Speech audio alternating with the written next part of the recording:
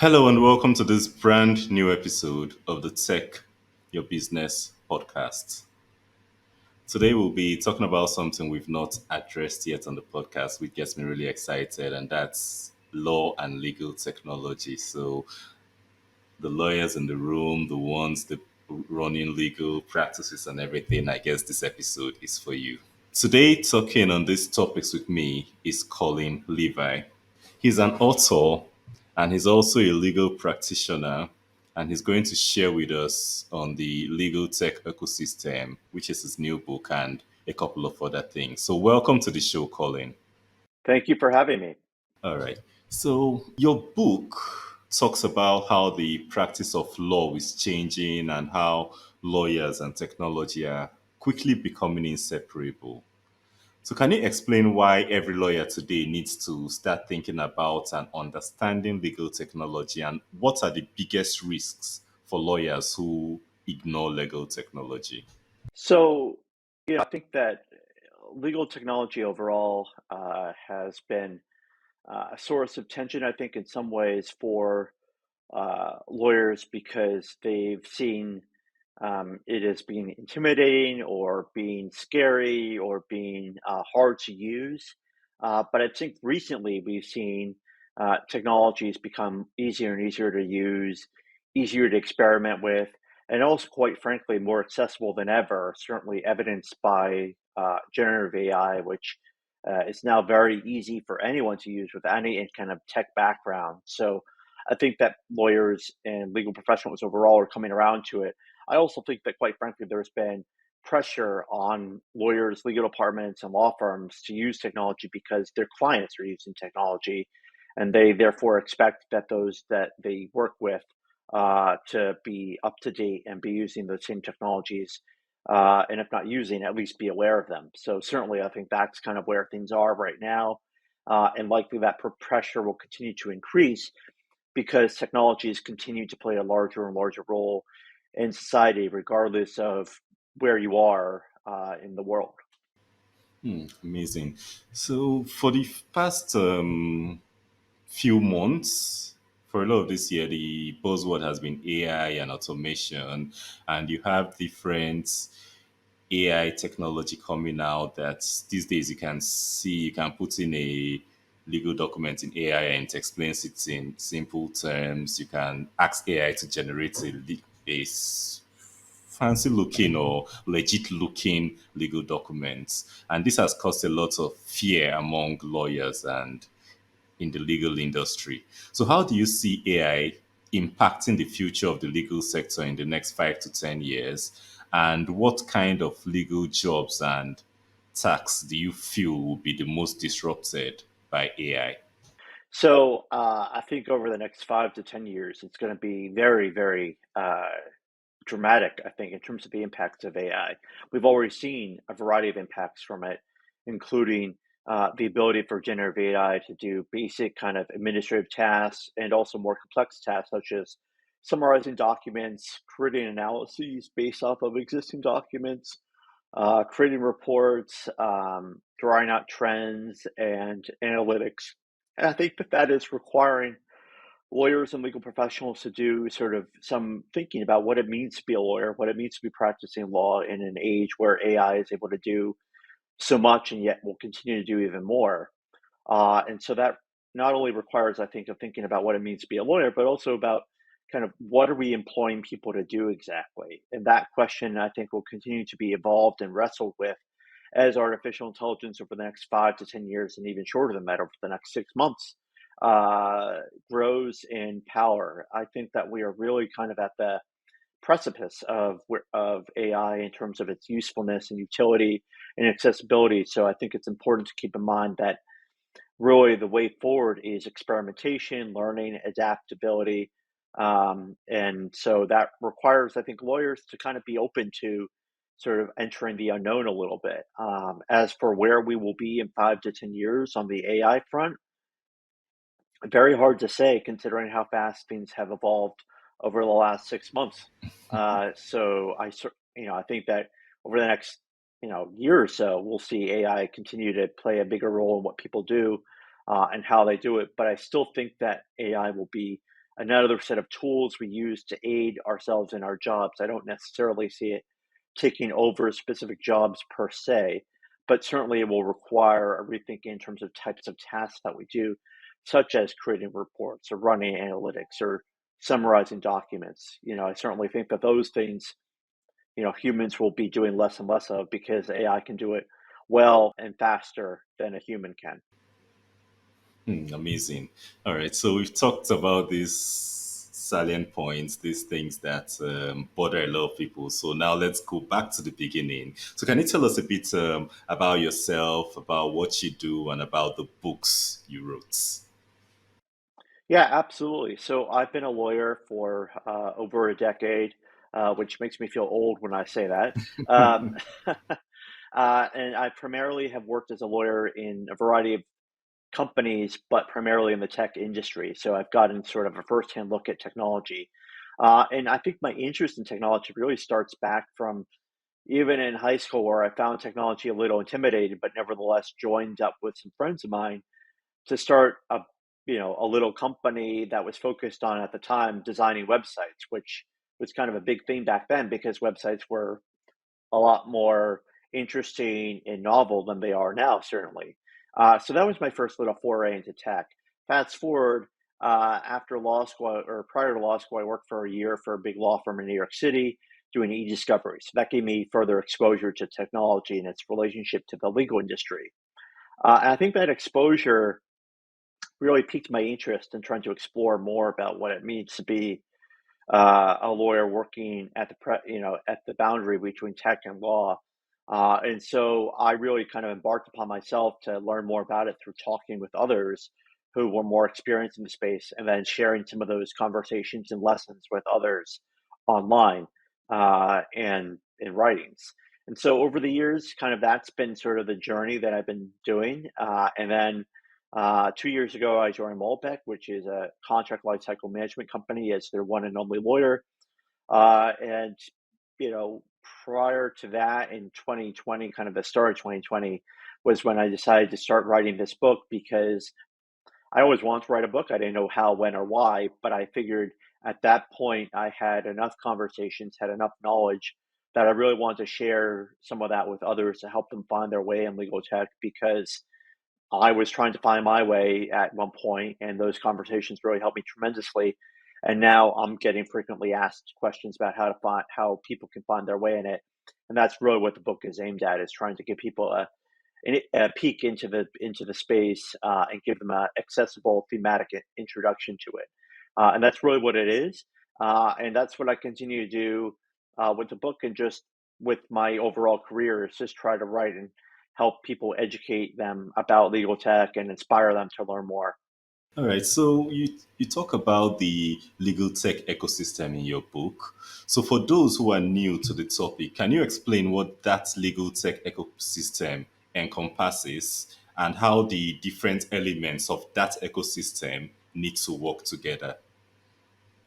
Right. So the way I look at legal tech is it is an ecosystem of technology, of people, of processes, and of businesses. Because technology by itself doesn't do a whole lot. It requires people interacting with it.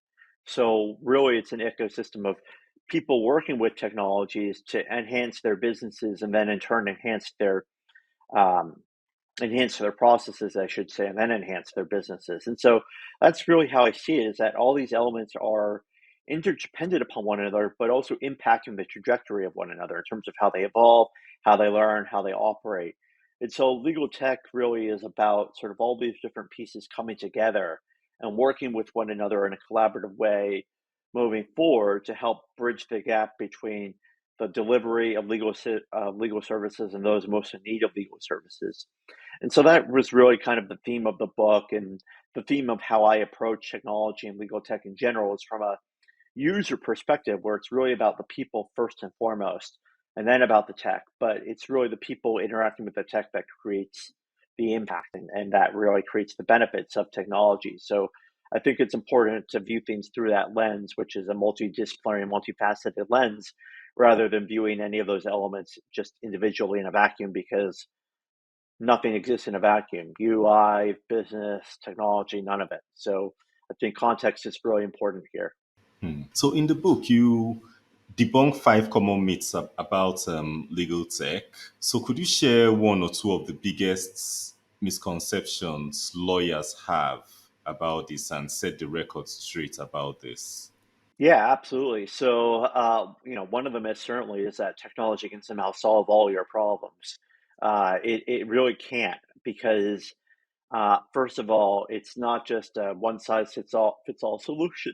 And second of all, you need to understand what your problem is first before you seek out a solution. Because you don't want to seek out a solution in search of a problem, because otherwise you may be solving a problem you didn't have, or worse, create a problem you didn't have, which adds to the existing problems you do have. So I think that you really have to be careful of looking at technology and jumping too fast into it, and really understand what your problems are first and identify kind of why they're problems, whether it's a people issue, a process issue, a business issue, or a tech issue. And let that kind of define your search for a solution because different solutions for different problems. I think another myth when it comes to technology is that um, technology needs to be, and I forget if this is actually one of the myths I list in the book, but it's a myth nevertheless in my mind, is that technology has to be intimidating or difficult or challenging. And it really doesn't need to be, nor should it be. Technology really is just a set of tools to help you do your job better. If you find yourself intimidated by technology, I think you need to ask yourself why. Is it because you're trying to do too much? Is you're trying to used to advance the tech for your degree of comfort and knowledge? Or is it because something is just hard to use? All of which could be perfectly valid reasons for being intimidating, but are also reasons for you to kind of evaluate exactly what it is you're trying to do and how you're going about doing it. Because technology, while fun and interesting and exciting to many, um, may not necessarily be the easiest thing to use for a certain problem you're trying to solve, which goes back to my earlier myth. So I really think that it comes down to kind of thinking about technology in context of the use case rather than thinking about it as just something you want to use because other people are using it. Yeah. So another thing you talk about is how legal operations and legal technology are closely intertwined. So for those who are less familiar, what exactly does the legal operations function entail, and what is its connection, since you say they're intertwined, to legal technology?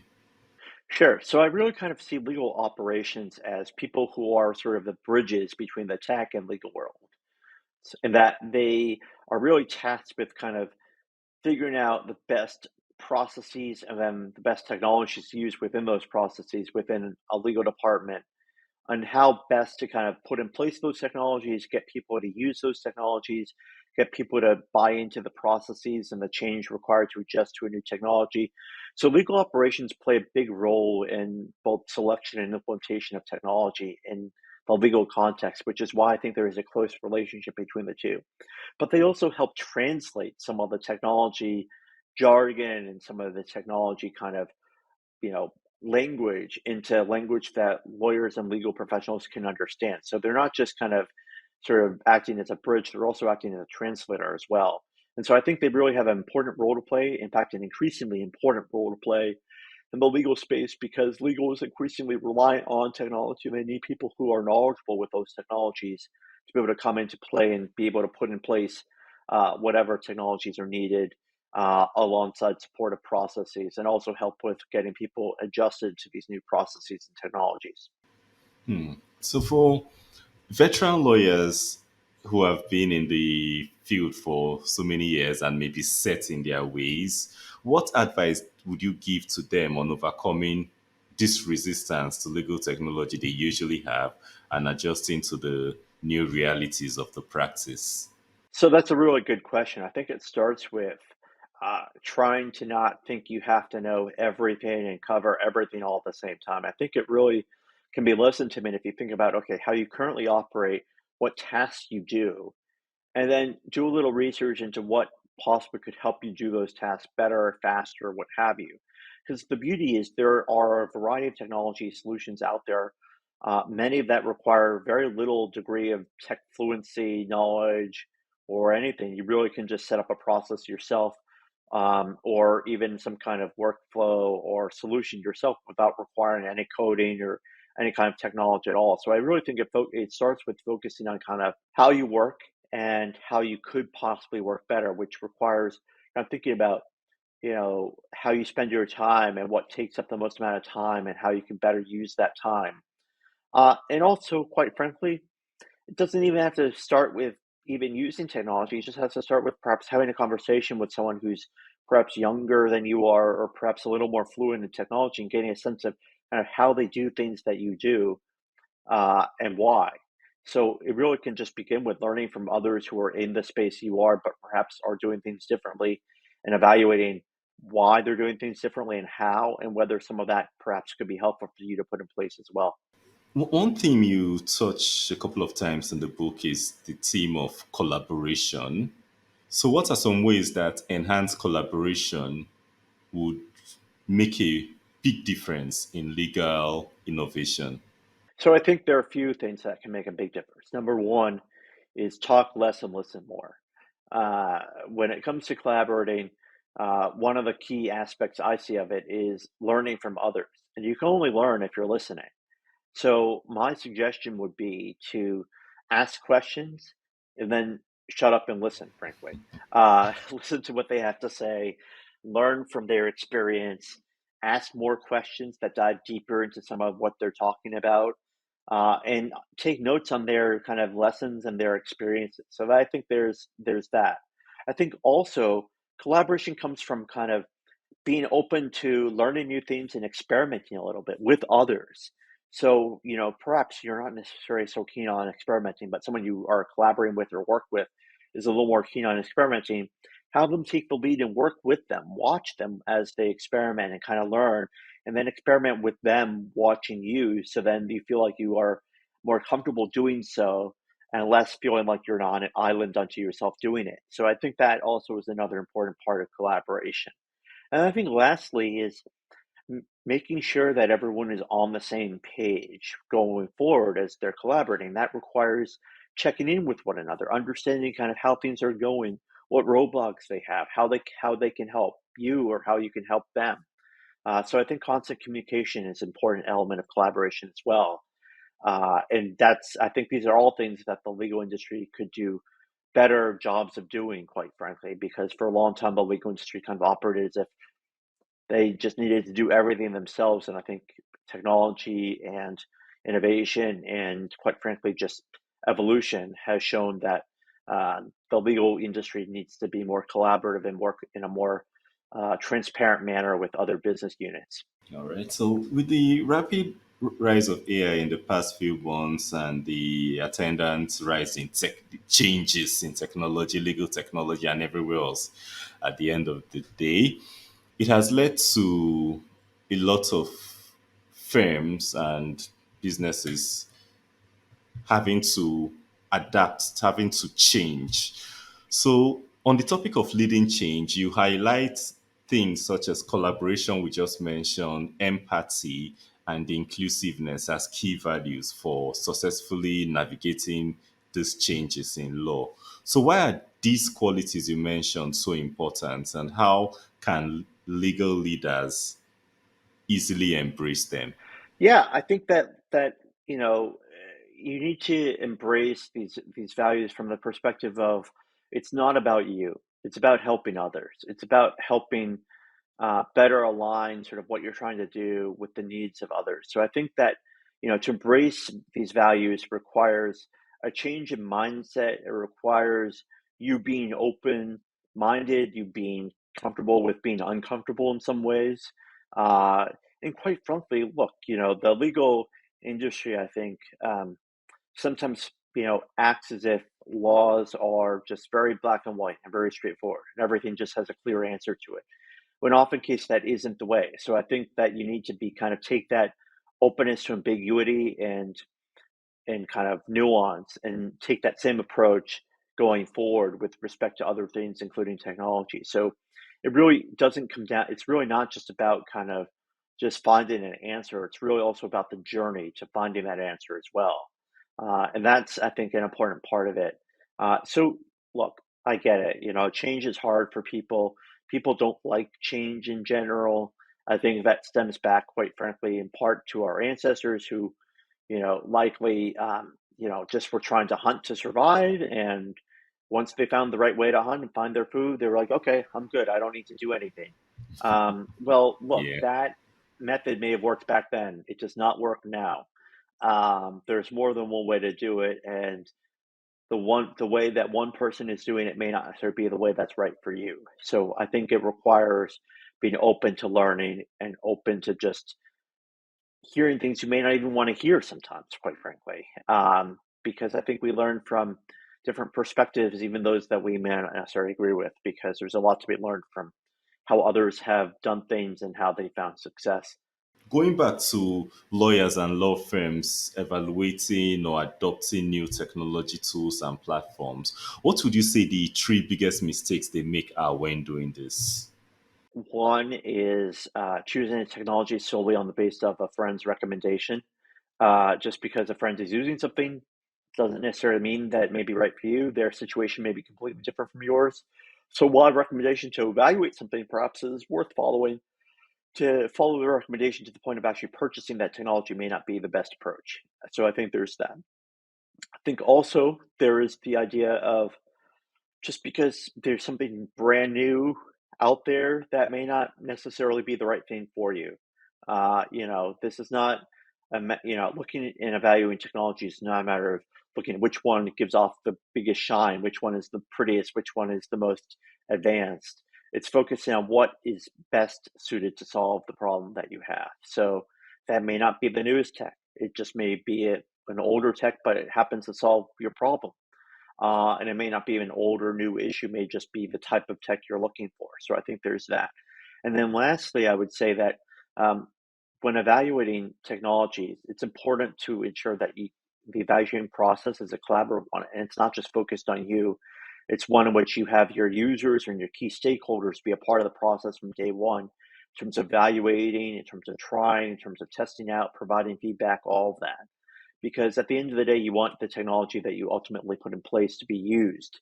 And the likelihood is, if you bring your users along for the ride, they'll use it because they've been a part of it and felt like they have some ownership over it, as opposed to choosing something, not bringing the users along, and then telling them, hey, yeah, so we know you like using this, but we have this, so you should use that now. That just doesn't work.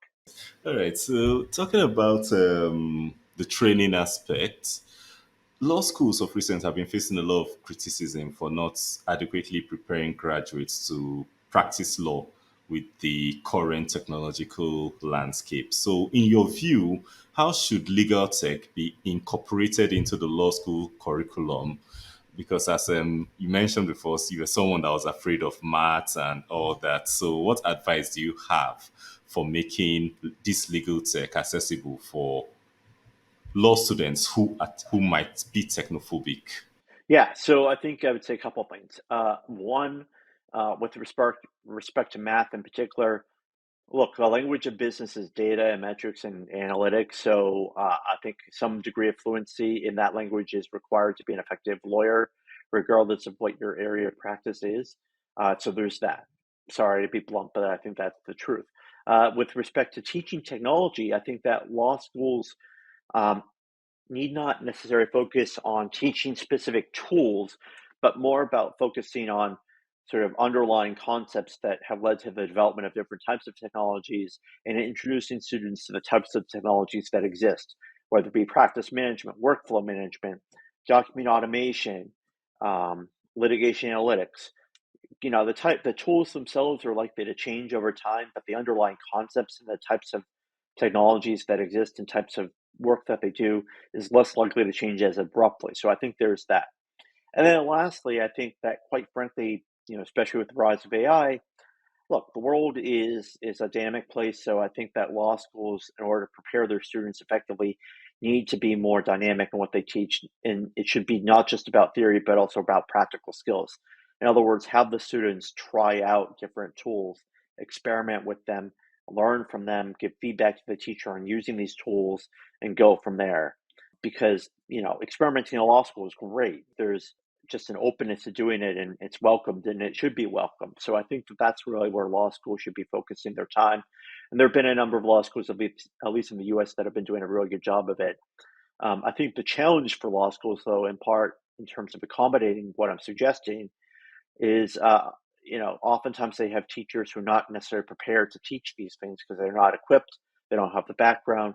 So I think it also requires employing teachers who are better equipped to teach some of these things as well, which is tough. I get it, but I think is definitely required as we've seen technology play a bigger and bigger role in people's lives, to the extent where it's almost expected to have some degree of tech fluency at this point.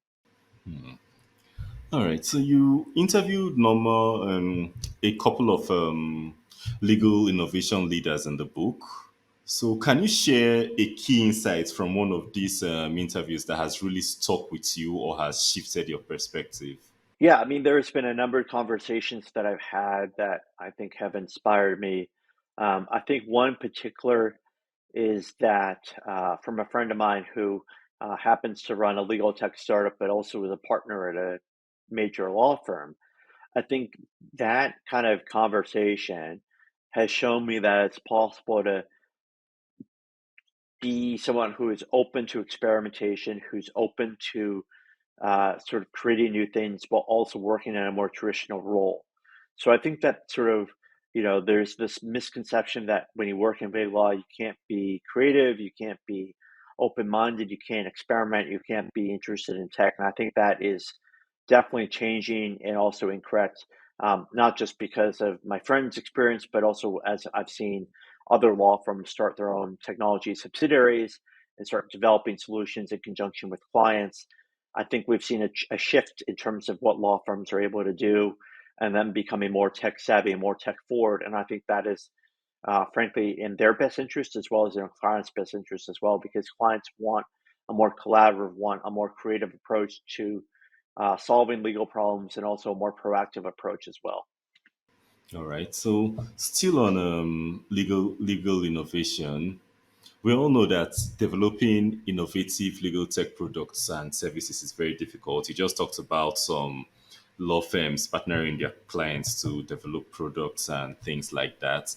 But in the book, you outlined four steps to do this, to develop innovative legal products in the right way. So could you walk us through these four key steps? The first step is I say this in some ways jokingly, don't be a law firm. And the reason why I say that is because although I did just say it's possible to do this within a law firm, the challenge I think for being in a law firm is that A, you're under pressure to bill a lot of hours. B, you're dealing with a lot of different clients. And C, your time is incredibly valuable and limited. So it definitely inhibits your ability to innovate, which does not mean you can't do it.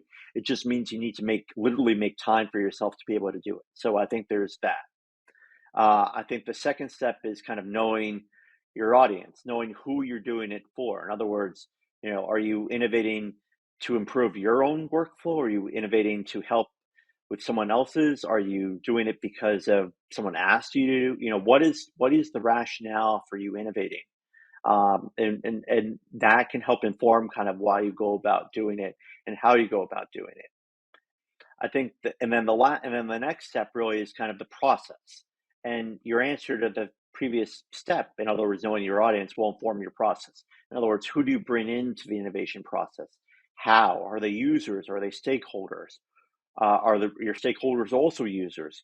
Are they particularly demanding? Do they work in a particular area? Do they work across functions?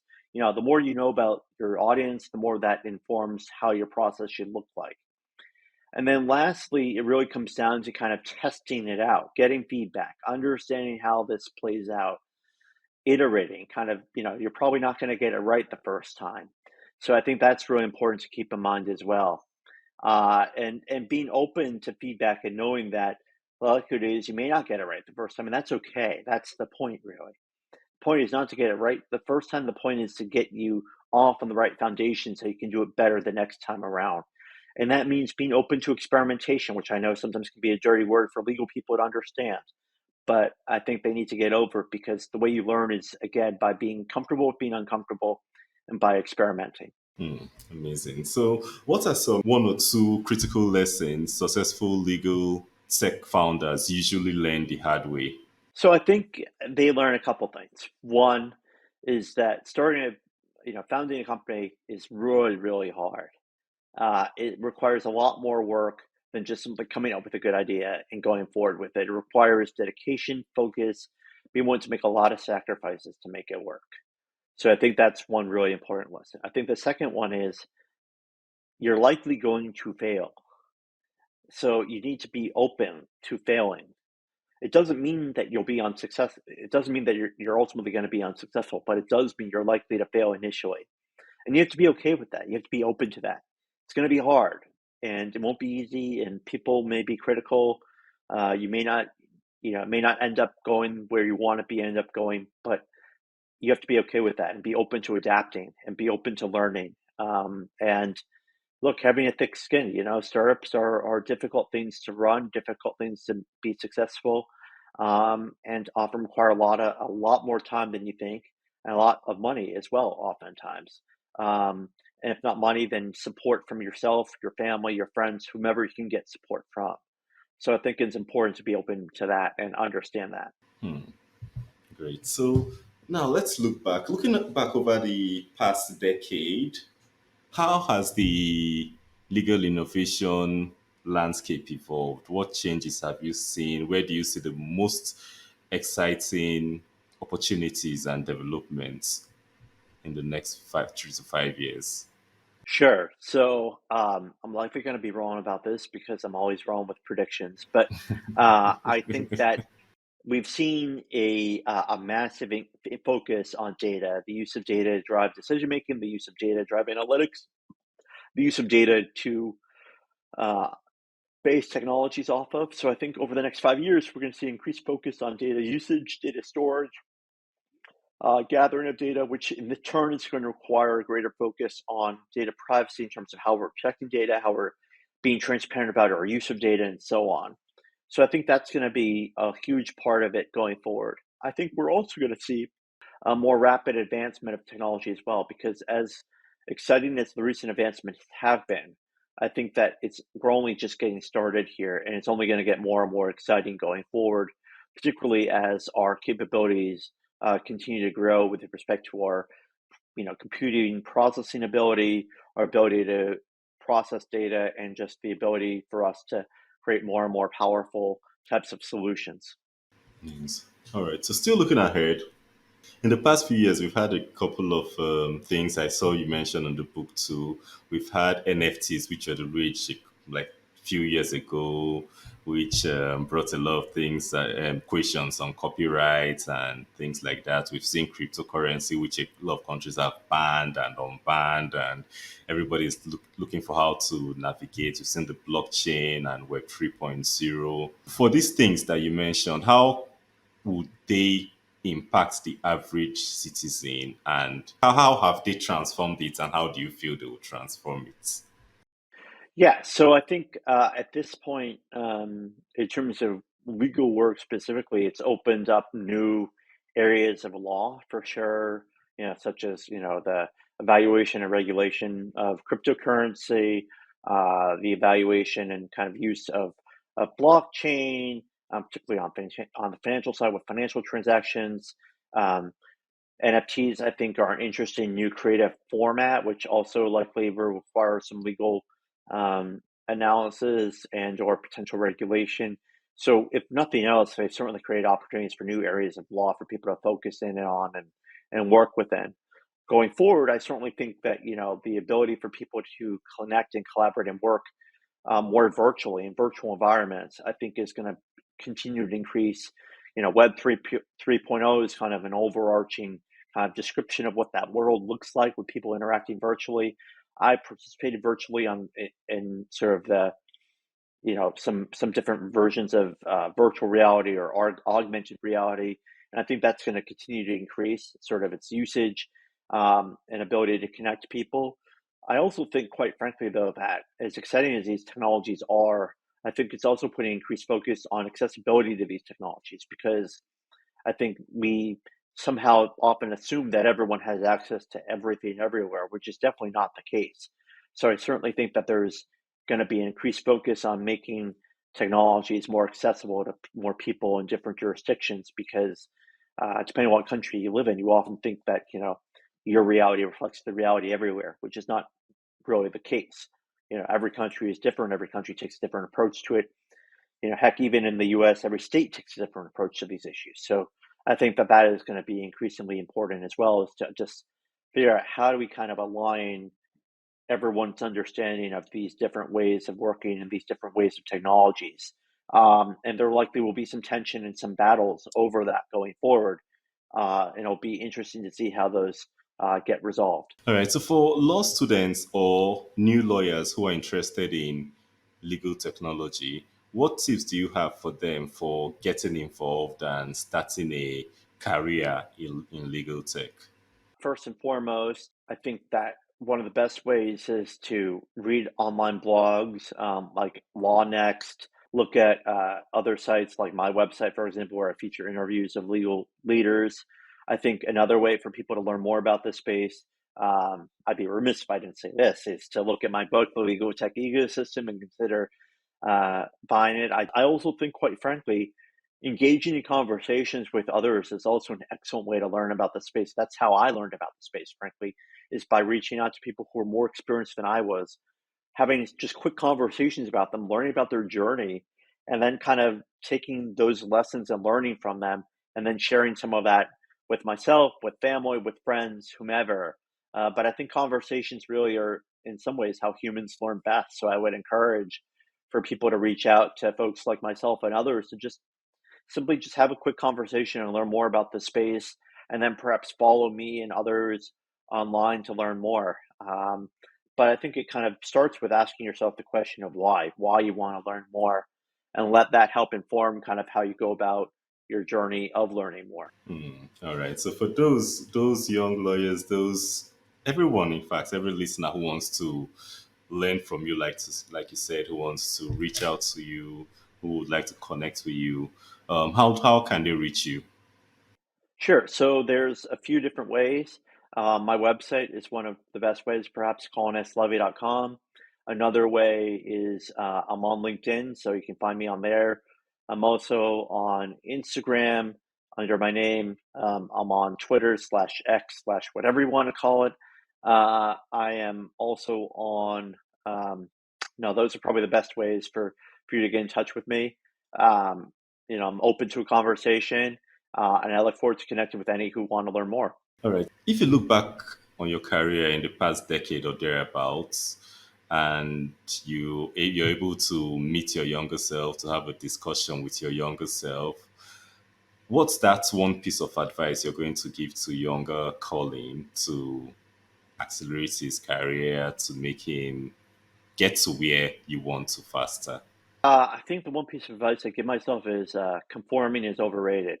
Uh, be yourself, be who you want to be. Don't you know feel like you need to conform to succeed. You definitely don't. I'm not really one for conforming, and I think when I was younger, I tried too hard to kind of conform for the expectations of others rather than finding happiness for myself. I think a lot of us had that issue when we were younger too. Yeah, so for the listeners who have been with us for the past few minutes, what would you like to leave them with? Probably maybe something I've not talked about, but you feel would would be important to them, would make a difference in their careers, their businesses, or anything. Yeah, I think the one thing I would say is that uh, often the most unexpected opportunities come from those unexpected conversations, meaning that you should really engage with others, even if you feel like that conversation may not necessarily go anywhere, because you never know.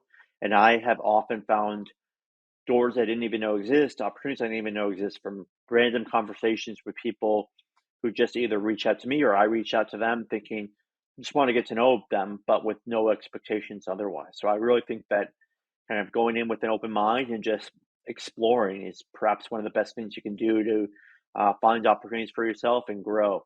Thank you for that, having an open mind. So thank you for coming to this Tech Your Business podcast today. Thank you for sharing with us today on legal technology. Thank you for sharing your knowledge and your time and everything with us today.